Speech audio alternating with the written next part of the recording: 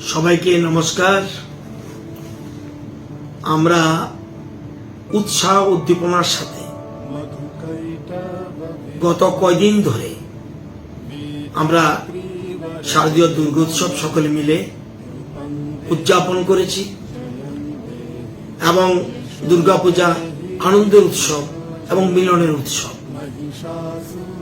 আজ বিজয়া দশমী।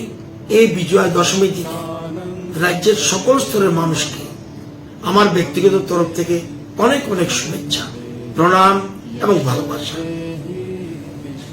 মায়ের কাছে প্রার্থনা করেছিলাম যে আমরা যেন এক ত্রিপুরা শ্রেষ্ঠ ত্রিপুরা করতে পারি। আমার বিশ্বাস সেই মায়ের আশীর্বাদ আমাদের প্রতি রয়েছে। আবারও সকলকে শুভেচ্ছা এবং আন্তরিক ভালোবাসা প্রদান করছি এবং সকলে ভালো থাকবেন, সুস্থ থাকবেন, আনন্দ থাকবেন। সবাইকে নমস্কার।